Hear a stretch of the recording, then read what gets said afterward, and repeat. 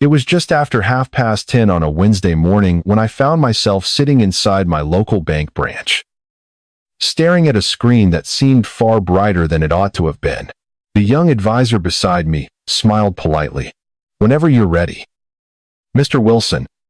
I nodded, though I wasn't ready at all. On the monitor, the transfer amount was already filled in, £168. Ling ling ling. I read the number again. Then again. It represented almost everything Margaret and I had spent a lifetime building together. 42 years of careful saving. My pension. The money from downsizing after she died. The settlement from the solicitor when her estate was finally sorted. Every decision we'd made about holidays we never took. Meals we cooked at home instead of eating out. And repairs I'd done myself rather than paying someone else. It was our future. Or what had been left of it. Now I was about to send it to the woman I believed would become my future instead. Sarah was waiting overseas. She'd called me only an hour earlier. Her voice had been shaking. "They won't release the paperwork without the payment." "David, I'm trying. I know. I'll sort it today." There had been a long silence before she whispered, "If this falls through, I don't think I'll be able to come back." Those words had stayed with me all morning. The advisor pointed gently towards the screen. "Just press confirm whenever you're happy." Happy. It was an odd choice of word. My finger hovered over the button. But something stopped me from touching it. Not doubt. Not yet. Just the weight of knowing there would be no turning back. My phone vibrated inside my jacket pocket. Normally, I'd have ignored it. Instead, almost without thinking, I slipped it out. One new message. From my granddaughter, Emily. She rarely texted during working hours. I frowned. The preview showed only a single line. Granddad. Please don't press send until you read this. I felt my stomach tighten. How did she know where I was? I looked towards the advisor. "Everything all right?" "Yes." Although it wasn't. Not anymore. My thumb remained suspended above the confirmation button while my eyes stayed fixed on Emily's message. For a few seconds, the entire bank seemed to disappear. I couldn't hear people talking behind me. I couldn't hear the printers. Even the quiet music faded into nothing. There was only the transfer. And that text. If Emily hadn't interrupted me, I would have pressed the button without another thought. I know that now. My name is David Wilson. I'm 68 years old. I live alone in a modest, semi-detached house just outside Leicester. Before retiring, I spent more than 40 years working as an electrician. I wasn't wealthy. Margaret and I simply believed in putting something aside each month. However small the amount, she used to joke that I could make a pound stretch further than anyone she'd ever met. 3 years ago, after a long illness, she died. For months afterwards, I couldn't imagine laughing again. I certainly couldn't imagine falling in love. Least of all, with someone I'd first met on the internet. Yet somehow, against every expectation I'd ever had, I believed I'd found another chance at happiness. A woman who remembered how I took my tea, who asked about my arthritis before I mentioned it, who made the evenings feel shorter and the mornings worth getting up for. By that Wednesday morning, I wasn't wondering whether I loved her. I was wondering how quickly I could help her get home. I looked once more at the screen. £168. Ling ling ling. Then back at Emily's message. My finger refused to move. Could one text from my granddaughter really save everything Margaret and I had spent a lifetime building? Or was it about to destroy the only happiness I'd found since losing my wife? Before I tell you what was in Emily's message, I need to explain how I ended up sitting in that bank in the first place. 3 years earlier, my life had become painfully quiet. Margaret and I had been married for 42 years. We weren't the sort of couple who filled every silence with conversation. We never needed to. A glance across the room was often enough. When she died after a long illness, I discovered just how loud silence could be. The first morning on my own, I filled the kettle and reached into the cupboard for 2 mugs.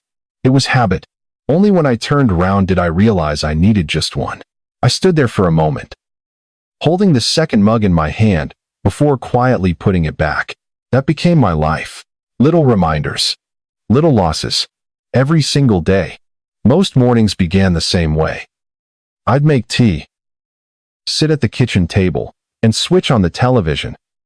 Breakfast presenters chatted cheerfully about holidays, recipes, and celebrity gossip.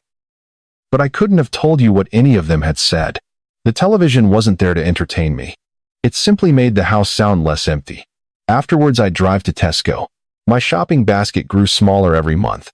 Half a loaf, a pint of milk, soap, tea bags.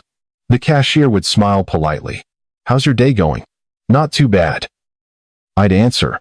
It became such a familiar reply that I almost forgot nobody had really asked how I was. On fine afternoons, I'd walk through the local park. Children chased pigeons.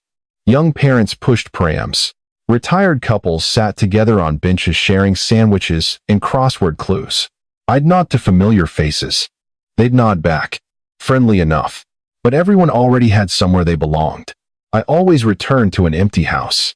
Margaret's photograph still stood on the mantelpiece beside the clock she'd bought for my 60th birthday.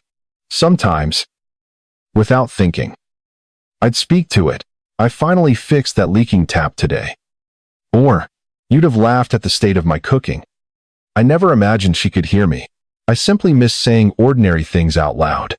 Silence can become surprisingly heavy when there's nobody left to share it with. The years changed other things too. Old friends became fewer. One moved into a care home after his stroke. Another went to live near his daughter in Scotland. Two others passed away within 18 months of each other. We'd always assumed there would be time for another pint together. Life had quietly decided otherwise. My daughter, Claire, phoned every Sunday without fail. She lived nearly 3 hours away with her husband. Her work kept her busy. The grandchildren had university, jobs, and lives of their own. They loved me. I never doubted that. But love doesn't create extra hours in the day. I never wanted them feeling responsible for my loneliness. So whenever Claire asked, "You're managing all right, Dad?" I'd smile. Even though she couldn't see it, "I'm absolutely fine." The truth was simpler.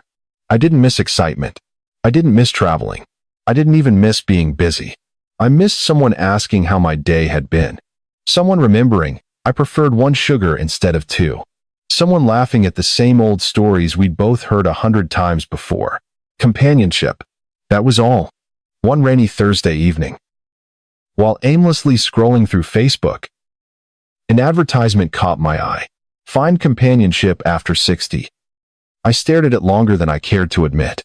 My first instinct was to close the page. "This isn't for me," he muttered. It almost felt like a betrayal, as though even looking meant I was somehow leaving Margaret behind. I stood up, made another cup of tea, then sat back down. The advert was still there. This time I clicked it. I told myself I was only curious, only having a look, nothing more. Looking back now, I often wonder whether that single click changed my life the moment I made it, or whether it simply opened the door for someone who had been waiting for a man exactly like me. Creating my profile took longer than I expected. Not because it was difficult, because every question seemed to ask something I hadn't thought about since Margaret died. Describe yourself. What are you looking for? What makes you happy? I stared at the screen for several minutes before typing anything. In the end, I kept it simple. Retired electrician. Enjoy gardening. Enjoy walks. Looking for companionship. Nothing more.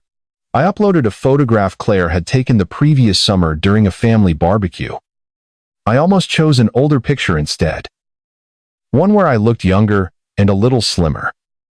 But it didn't feel right. If I was going to meet someone, they deserved to see the real me. For the first few days, nothing happened. I checked the website once or twice each evening, more out of curiosity than expectation. Then, one Monday morning, I noticed a new message. "Good morning, David. I hope you don't mind me saying hello. Your smile reminded me of someone who enjoys making people laugh." I smiled despite myself. The sender's name was Sarah. Her profile said she was 64, originally from Yorkshire, widowed, at the moment. She explained, She was working abroad with a charity supporting medical projects in rural communities. There was a photograph of her standing beside a garden filled with lavender. She looked warm rather than glamorous, comfortable rather than fashionable. Exactly the sort of person you might expect to meet while waiting in the queue at Tesco. I replied with a simple greeting. Nothing more. She answered later that afternoon. Before long, we'd exchanged half a dozen messages. There was nothing dramatic about our conversations. No declarations. No flattery. She asked how long I'd been retired, whether I still enjoyed electrical work, if I found gardening relaxing. When I told her I sometimes grew tomatoes that looked healthier than they tasted, she laughed. I've managed exactly the same. It felt wonderfully ordinary. Over the following weeks, our conversations became longer. Sarah told me she'd lost her husband 5 years earlier, after a short illness. I still catch myself setting 2 cups out sometimes. She admitted. I stopped reading for a moment. I thought I was the only one who did that. You aren't. That simple reply meant more than she probably realized. She understood things that most people, however kind, simply couldn't. We discovered we had all sorts of little things in common. Both of us loved gardening. Both enjoyed old detective dramas on television. We could happily spend an evening watching Times Midsummer Murders Times or Times Inspector Morse Times without caring who the murderer was. We both believed a proper Sunday roast should never be rushed. She insisted Yorkshire puddings were essential. I told her Margaret would have agreed. Our humor was similar too. Dry. Gentle. The sort that crept up on you. She remembered details I'd mentioned weeks earlier, when my arthritis was bothering me. She'd ask how my hands were feeling. If I'd mentioned Emily's university exams, she'd remember to ask how they'd gone. It wasn't anything extraordinary. It was simply thoughtful. And after years of talking mostly to myself, being listened to felt like a gift. Soon our messages became part of my routine. Every morning there'd be a cheerful greeting waiting when I switched on my phone. Every evening we'd talk before bed. Sometimes we'd exchange photographs. I'd send pictures of the roses beginning to bloom in the back garden. She'd reply with sunsets from wherever she happened to be working.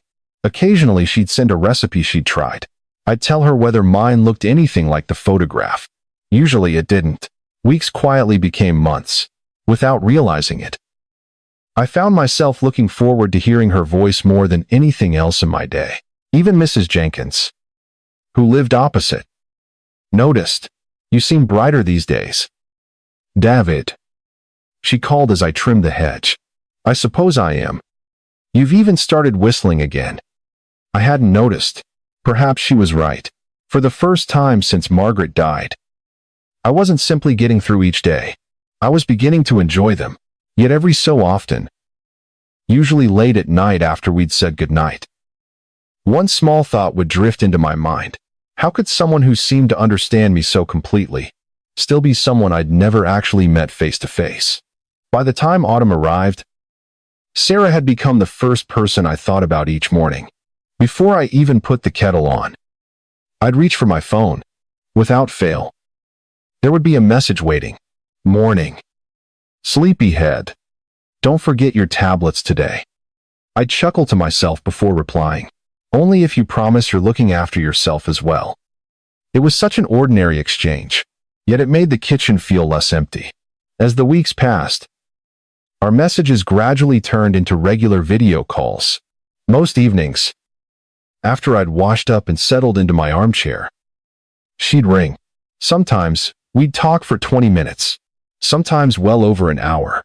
She'd tell me about the charity project she was helping with overseas, describing long days, tired doctors, and grateful families. I admired her for it. I can't wait to come home, she said one evening. England starts looking better every day.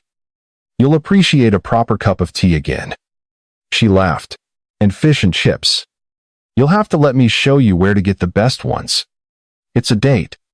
The word lingered pleasantly in my mind long after we'd ended the call. You soon. We began talking about places we'd visit together. Walks along the North Yorkshire coast. A weekend in Whitby. An afternoon wandering through little bookshops before finding a quiet cafe overlooking the sea. Nothing extravagant. Neither of us wanted that. We were simply imagining the sort of life two retired people might quietly build together. For all the happiness she brought me, one thing stood out above everything else. She never asked me for anything. Not once. If anything, she encouraged me to look after myself. Have you been for your walk today? Not yet. Go on. Then, I'll still be here when you get back. Another time she noticed I sounded tired. When did you last see your GP? Oh, it's only a bit of arthritis. Even so, promise me, you'll make an appointment. The following week I did exactly that, when I told the doctor I'd been walking more often and eating better. He smiled as he looked through my notes. Whatever you're doing, keep it up. I laughed. I've had a bit of encouragement. Well, it seems to be working. Even Claire noticed. During one of our Sunday phone calls, she paused halfway through the conversation. Dad, you sound different. Different how? Happier. I looked out into the garden before answering. I think I am. That's lovely to hear. I didn't tell her everything. Not because I was hiding Sarah. I simply wanted to wait until we met in person. Then there would be something real to introduce. Now, Sarah had started calling me, times my future. The first time she said it, I felt my face grow warm. I hope that doesn't sound silly. It doesn't. Because I mean it. No one had spoken about a future with me since Margaret was alive. The words reached places inside me I'd almost forgotten existed. Slowly, almost without noticing, I began preparing for a different life. I visited my solicitor to update my will. Not because Sarah had asked. She never mentioned it. It simply seemed sensible now that I believed my circumstances might one day change. I picked up holiday brochures whenever I passed the travel agents on the high street. Cornwall, the Lake District, Northumberland. I'd sit in the evenings imagining which places Sarah might enjoy most. Sometimes I'd walk around the house wondering whether the spare bedroom should become a study instead, or whether we'd finally redecorate the sitting room together. For the first time in years, the future no longer felt like something to endure. It felt like something to anticipate. Looking back now, I understand that none of those decisions made me foolish. They made me hopeful. Hope has a quiet way of lowering your guard, especially when someone earns your trust one ordinary day at a time. And perhaps that's what frightens me most now. When trust feels completely genuine, how do you recognize the moment it quietly begins to be used against you? The first few months passed without anything that truly worried me. If anything, Sarah became even more thoughtful. She'd remind me to wear a warmer coat when the weather turned cold. If I mentioned I was popping to Tesco, she'd tell me not to forget the milk, because she'd noticed I'd complained about running out the week before. Little things. The sort of things that made me feel noticed. One Friday evening we'd arranged a video call after dinner. I'd even shaved properly. Something I hadn't bothered doing for an ordinary evening at home in years. At 7 o'clock, she didn't appear. I waited another 10 minutes. Then my phone buzzed. I'm so sorry. The hospital's had an emergency. Can we talk tomorrow? I smiled to myself. Of course. I typed back. It seemed perfectly reasonable. The following evening, we spoke as though nothing had happened. A couple of weeks later, it happened again. This time, it was a poor internet connection. I can hear you. She laughed. But you look like a frozen photograph. The picture on my screen kept breaking apart before disappearing altogether. I think we'll have to give up tonight. No problem. I promise I'll ring tomorrow. She did. Exactly when she said she would. The missed calls never seemed like excuses. They simply felt like life getting in the way. After all, I'd spent years fixing electrical faults in people's homes. Things rarely worked exactly as planned. Looking back, I can see there were other little things. Nothing dramatic. Just details that didn't quite fit together. One afternoon she told me she was staying near Manchester before flying back overseas. A few days later, she casually mentioned traveling from Leeds instead. I assumed I'd remembered wrongly. Memory isn't perfect at my age. Once she spelt the name of the Yorkshire village where she'd supposedly grown up differently from the way she'd written it before. I noticed it for perhaps 2 seconds. then dismissed it. People make typing mistakes. I certainly do. Sometimes she'd send photographs late at night, saying she'd just watched the sunset. Only later did I realize the timing never quite matched. At the time, I never questioned it. Different countries, different time zones. That was explanation enough. The only thing I did wonder about was why I never met any of the people she worked with. Whenever I asked about her colleagues, she'd smile. They're all exhausted. Another time she laughed. You really don't want to spend an evening listening to doctors talking about work. Fair enough, I thought. Neither would I. The more I cared about her, the less interested I became in checking the small details. Trust has a curious habit of filling in the gaps. Then, one Sunday afternoon, Emily came to visit. She'd brought homemade scones she'd baked herself. They're probably a bit overdone, she said. They're perfect. We sat in the conservatory drinking tea while the robins hopped around the bird table. She noticed my phone light up. Is that Sarah? I couldn't hide my smile. It is. Emily hesitated before speaking. Grandad. Can I ask you something? Of course. Have you ever searched her photograph online? I laughed. What would I do that for? Just to make sure it's really hers. I shook my head. You're worrying over nothing. I'm only saying it because we've had talks at work about online scams. This isn't one of those. How can you be certain? Because I know her. Emily looked unconvinced, but didn't argue. Instead, she quietly stirred her tea. I just want you to be careful. I appreciate that. And I meant it. But after she'd gone home, I found myself thinking about what she'd said for perhaps half a minute. Then Sarah called. She laughed at one of my dreadful jokes, asked how Emily was getting on at work, reminded me to wrap up warm because frost had been forecast overnight. Every tiny doubt simply melted away. Believing her felt warm, comforting, safe. Questioning her felt like inviting loneliness back into my life. So I chose belief. I had no idea that the small inconsistencies everyone else could see were slowly becoming the first cracks in a lie that was about to change everything. A few days after Emily's visit, Sarah sounded different. Not frightened, not upset, just quieter. She answered my evening call with a tired smile. I'm sorry if I seem distracted. Long day. She nodded. One of the most difficult I've had in years. I waited. She never seemed to tell me things until I gave her the time to do it in her own way. After a few moments, she sighed. I wasn't going to mention any of this. You can tell me. It's probably best if I don't. The silence stretched between us. Finally, she looked down at the floor. The documents I need to return to England have been stopped by customs. I frowned. What sort of documents? Work permits. Medical certificates. All sorts of paperwork. She rubbed her forehead. They've frozen everything until some legal fees are paid. That sounds ridiculous. It does. She gave a weary little laugh. I keep thinking someone will realize it's all a misunderstanding. I'm sure they will. I hope so. Again, she fell silent. She wasn't asking me for anything. She simply looked exhausted. I'll sort it somehow, she said. Eventually. I always do. What happens if you can't? She looked away from the camera. I don't come home. Those 4 words landed heavily. We had spent months talking about our future. The walks by the sea, Christmas together, meeting one another's families. Now it all seemed to rest on a problem she couldn't solve alone. I'm so embarrassed, she whispered. I've never asked anyone for help before. You don't have to be embarrassed. I hate even telling you.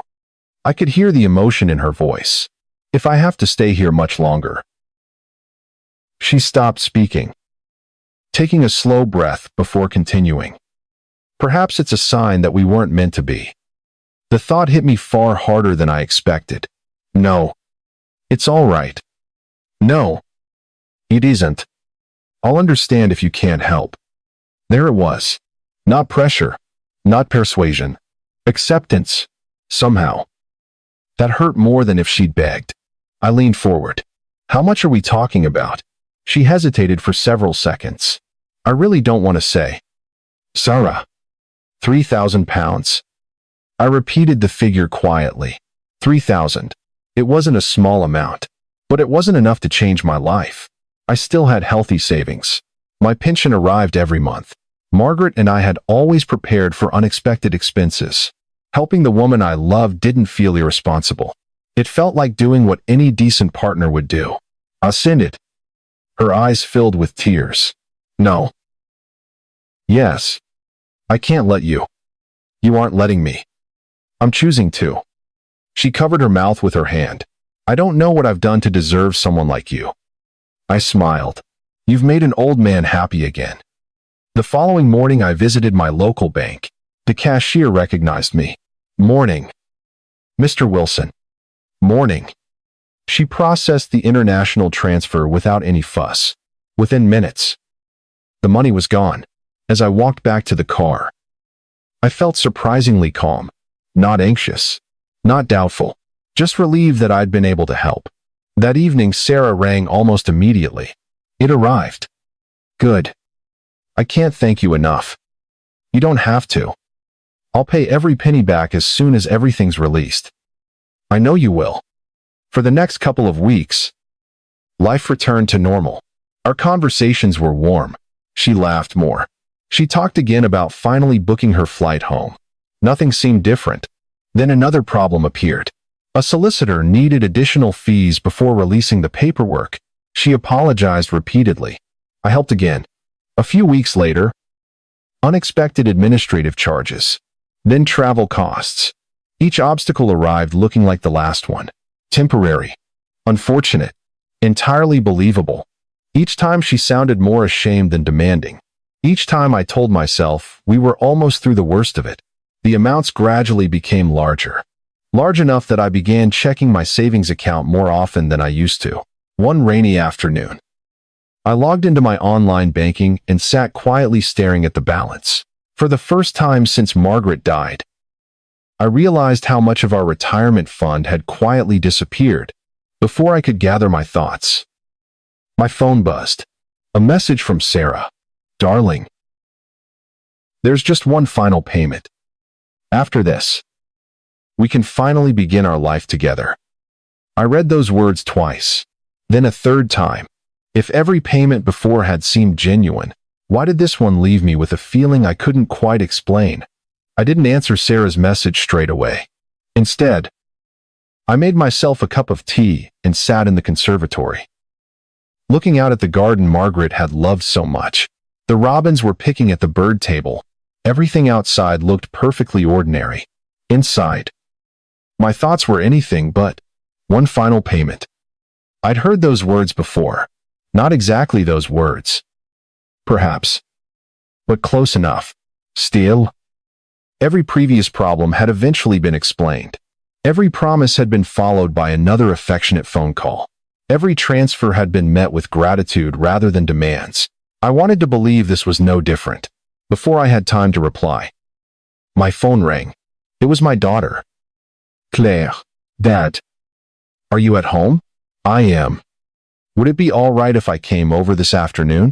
There was something in her voice that made me pause. Of course. She arrived carrying a small shopping bag from Tesco, as she often did. A few bits I thought you might need. You didn't have to do that. I know. She smiled, but it didn't quite reach her eyes. After we'd made tea, she sat quietly at the kitchen table. Dad, can I ask you something? You can ask. I was helping you sort out those paperwork folders last week. I nodded. I noticed several large withdrawals from your savings account. The room suddenly felt much smaller. I've been helping someone. I thought that might be the case. She didn't sound angry, only worried. Is it Sarah? Yes. Claire wrapped both hands around her mug. How much have you sent altogether? I looked away. I haven't added it up. Her face fell. Dad. It's temporary. Has she paid any of it back? Not yet. But she will. How do you know? Because she loves me. The words came out more sharply than I'd intended. Claire didn't argue. Instead, She reached across the table and gently rested her hand on mine. I want that to be true. So do I. I really do. Her kindness somehow made me feel defensive. You think I'm being foolish? No. I've spent months talking to her. I know. We're planning a future together. Claire took a slow breath. I just don't want anyone taking advantage of the loneliness you've been carrying since Mom died. That sentence stung. Not because it was cruel, because it was painfully close to something I didn't want to admit. The following evening, Emily came round after work. She walked into the sitting room, carrying her laptop. Grandad, would you humor me for 5 minutes? What are you up to now? I've been looking into Sarah. Isail. Emily. Please. Reluctantly. I nodded. She opened several websites. I did a reverse image search. I don't even know what that means. It lets you see whether a photograph has appeared somewhere else. She clicked the mouse. A collection of identical photographs appeared on the screen, only they weren't attached to Sarah's name. One profile belonged to a woman in Canada. Another used a completely different name. A third had been reported on a fraud awareness forum. My heart began to beat faster. There must be some mistake. I hope there is. Emily opened another page. The places she's mentioned don't always exist. Then another. And the charity she says she works for doesn't list anyone by her name. I shook my head. That proves nothing. She closed the laptop quietly. No. It doesn't. But doesn't it make you wonder? I stood up and walked towards the window. I know her. You know the person you've spoken to. It's the same thing. Is it? Her voice was soft, almost pleading. I turned around. You all think I'm desperate. No. Grandad. She stepped closer. We think you're lonely. There is a difference. I wanted to argue. Instead, I found myself unable to speak. Deep down, I knew they weren't trying to take happiness away from me. They were terrified of losing me. Not just my money. Me. That night Sarah called. She sounded hopeful again. Everything's almost sorted. I smiled, despite the doubts now circling my mind. That's wonderful. There is just one last payment. She hesitated. After that, we can finally begin our new life together. The amount she mentioned made my breath catch. It would require almost everything Margaret and I had spent a lifetime saving. The next morning, I walked into my local bank to arrange the transfer. As the advisor prepared the paperwork, my finger hovered above the confirmation button. Would love win? Or would the people who had loved me all along reach me before it was too late? I don't think I'll ever forget how quiet the bank felt that morning. There were people queuing behind me. A couple discussing a mortgage with another advisor. Someone feeding coins into a machine by the entrance. Life was carrying on as normal. Only mine seemed to have stopped. The advisor turned the screen towards me. Everything's ready. Mr. Wilson. I looked down. 168 pounds. Ling ling ling. Almost every penny Margaret and I had put aside over 4 decades. The advisor smiled politely. Just press confirm whenever you're ready. My hand moved towards the keyboard. Then my phone vibrated. Emily. Grandad. Please don't press send until you read this. For a moment, I considered ignoring it. Sarah had told me the payment needed to be made today. Every hour mattered. Yet something about Emily's message made me pause. I opened it. There wasn't just one text. There were several screenshots attached. Please trust me. I've checked everything again. This woman isn't who she says she is. Before I could read any further, I heard hurried footsteps behind me. Grandad. I turned around. Emily was standing just inside the bank. Slightly out of breath. She must have driven straight from work. I got here. The relief in her voice caught me completely off guard. What are you doing here? I couldn't let you send it. She sat beside me, without waiting to be asked, and opened her laptop. I know this is difficult. The bank advisor sensed something serious was happening. Would you like a little more privacy? I nodded. He quietly led us into a small interview room. Emily placed the laptop on the table. I need you to look at this. The first photograph filled the screen. It was Sarah. Or at least, the woman I'd believed was Sarah. This picture belongs to someone called Helen. She clicked another link. A retired teacher, living in New Zealand. Another photograph appeared. The same smiling face. Different name, different country, different life. My mouth went dry. There must be. I couldn't finish the sentence. Emily gently clicked again. This time, we were looking at an online fraud warning forum. The same photographs, dozens of comments. Victims from Britain, Australia, Canada, all describing almost identical stories. Widowed, lonely, promises of a future together, money requested for emergencies. I stared at the screen. None of it made sense. These people are mistaken. Emily looked at me with tears in her eyes. I wish they were. The advisor knocked softly before stepping back into the room. Mr. Wilson. I'm sorry to interrupt. I've spoken to our fraud specialist. Within minutes, another member of staff joined us. She introduced herself calmly and pulled her chair closer. We've noticed the account you're sending money to has already triggered several fraud alerts. I looked up sharply. What does that mean? It means we're very concerned. She asked gentle questions. How to admit? No. Did I know anyone in her family? No. Had I ever verified her identity independently? No. Every answer sounded weaker than the one before it. The fraud specialist made one phone call. Within minutes, she ended it and looked at me with genuine sympathy. I'm so sorry. The receiving account is already under investigation. Those words seemed to echo around the room. I reached for my phone with trembling hands and called Sarah immediately. The call didn't connect. I tried again. Straight to voicemail. Again. Nothing. I opened our messages. Her profile picture disappeared while I was looking at it. I refreshed the screen. The conversation vanished. Her account no longer existed. Months of messages, photographs, voice notes, dreams, gone in seconds. It wasn't the money that finally broke me. It was the realization that every memory I treasured had been carefully manufactured. Every good morning. Every, I miss you. Every plan we'd made. Every promise she'd whispered before we went to sleep. None of it had belonged to the woman I thought I knew. I lowered my head into my hands. For the first time since Margaret's funeral, I cried. Not because I had nearly lost my retirement fund. Because I'd lost someone who had never existed in the first place. Emily quietly took my hand. You still got us. Granddad. I couldn't answer. All I could do was nod. As we slowly walked out of the bank together, one question refused to leave my mind. Even if the money could be protected, could justice ever repair a heart that had trusted so completely? The days after the bank appointment passed in a blur, for the first time in years. I was grateful that I hadn't been living alone through it all. Claire insisted I stay with her for a few days. I don't want you sitting in that house thinking about this by yourself. Normally, I would have protested. This time, I simply nodded. I was exhausted. Not physically, emotionally.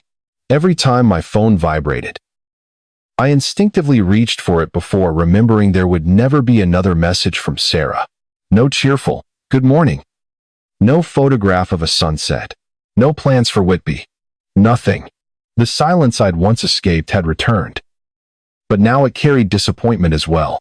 A few days later, the bank's fraud team invited me back. The same advisor who had helped me that morning greeted me with a warm smile. I'm very glad your granddaughter sent that message. Suang-yi. We've been working closely with the police. He explained everything patiently. The account I'd been preparing to send the money to was part of a wider investigation into organized fraud. Several bank accounts had been used to move money quickly between different people before it disappeared overseas. Some belonged to individuals who had been paid to let criminals use their details. Others had been opened using stolen identities. The police had already identified a number of those so-called mule accounts. It doesn't mean everyone responsible has been caught, he said, but it gives investigators somewhere to start. I listened quietly. Part of me still struggled to believe I'd come so close to losing everything. The advisor continued. We've also managed to recover part of the money from some of your earlier transfers. I looked up. You have. He nodded. It's not all of it. It rarely is. but we've frozen enough to return a portion to your account. The amount wasn't enormous. It certainly didn't replace everything I'd already lost. Yet seeing even part of those savings returned felt like someone had opened a window after months in a dark room.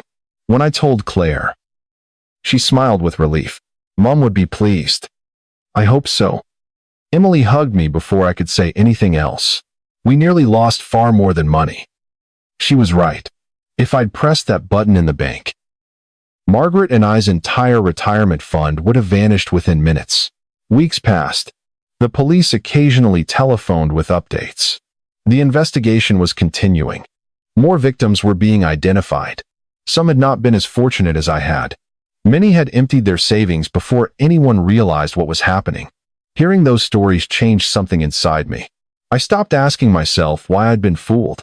Instead, I started wondering how many other lonely people were sitting in quiet houses believing the same promises I'd believed. One afternoon, Emily showed me a poster for a fraud awareness meeting at the village hall. You should come. I don't know. You don't have to speak. I'd rather just listen. In the end, that's exactly what I did. Retired couples, vidos, vidowers, people who looked remarkably like me. When the organizer asked whether anyone had personal experience, the room fell silent, without really planning to. I found myself standing. My name's David. My voice shook, and I nearly gave away everything my wife and I worked for. No one laughed. No one judged me. They simply listened. I spoke about the loneliness, the conversations, the small acts of kindness that slowly became trust, the excuses that always sounded reasonable, and the text message from my granddaughter that arrived at exactly the right moment. When I finished, an elderly gentleman approached me. My brother's talking to someone online. He paused. I think I'll ring him tonight. Driving home afterwards, I realized something I hadn't understood before. For months, shame had kept me silent. Yet silence is exactly what scammers depend on. The moment we begin talking openly, their greatest advantage starts to disappear. Life gradually found a steadier rhythm again. Not because I'd forgotten what happened. I never will. But because I stopped allowing it to define me. Even so, there was one question I still couldn't answer. After trusting someone so completely, could I ever open my heart to another person again? It has been almost a year since that morning in the bank. Some days, it feels as though it happened to someone else. On other days, all it takes is the sound of my phone vibrating for the memory to come rushing back. Life hasn't returned to what it was before. I don't think it ever could. But it has become something I once believed I'd never have again. Peaceful. Most mornings still begin in exactly the same way. I fill the kettle, take my favorite blue mug from the cupboard, open the back door while the tea is brewing. The robins are usually waiting on the fence before I've even scattered the bird seed. Margaret always said they were the first to notice when spring was on its way. I still smile every time they appear. After breakfast, I often walk through the same park where I used to wander simply to fill the hours. The paths haven't changed. The benches are still in the same places. Children still chase one another across the grass while grandparents sit nearby pretending not to worry whenever they climb a little too high. The difference isn't the park. The difference is me. I no longer walk with my head down. I stop to chat. I recognize familiar faces. Sometimes I meet people from the community group where I now volunteer once a fortnight, helping older residents understand how online scams work. The first time I stood in front of that room, I was terrified. I thought people would see me as a foolish old man. Instead, they saw someone who had survived something they feared could happen to them. I always begin the same way. My name's David.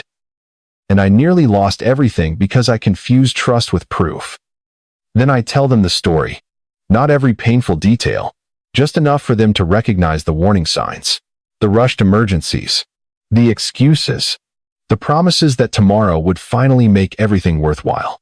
And, most importantly, the feeling that you must keep the relationship secret because nobody else would understand. After every talk, someone quietly waits behind. Sometimes it's a widow. Sometimes it's a gentleman who's recently started speaking to someone online. Sometimes it's an adult son or daughter worried about an aging parent. Almost every conversation ends with the same words. Thank you for saying it out loud. I've realized something I wish I'd understood much earlier. Shame protects scammers. Honesty protects people. Claire still rings every Sunday. Only now. She rings on Wednesdays as well. Not because she thinks I can't cope. Because we both stopped assuming there would always be another chance to make time for one another. Emily visits whenever she can. She still teases me about forgetting my glasses. I still remind her that she saved me from making the biggest mistake of my life. She always laughs and says, "You saved yourself. Good on that. You listened." Perhaps she's right. Every so often, someone asks whether I'd ever consider another relationship. For a long time, my answer was an immediate no. Now, I'm not so certain. Not because I'm searching for romance. Because I've learned that closing your heart completely isn't protection. It's another kind of loneliness. If I ever meet someone again, I'll take my time. We'll meet in person. My family will know about her from the beginning. Questions won't offend either of us. Honesty will never feel like a threat. Loneliness did not make me foolish. It made me human. Wanting companionship after losing the person you loved for 42 years isn't something to be ashamed of. The mistake wasn't hoping for love. The mistake was believing that trust never needed to be verified. If sharing my story saves just one person from losing the savings they spent a lifetime building, or stops one family from experiencing the fear mine went through, then perhaps the hardest chapter of my life wasn't written in vain. So before I leave you, I'd like you to think about one final question.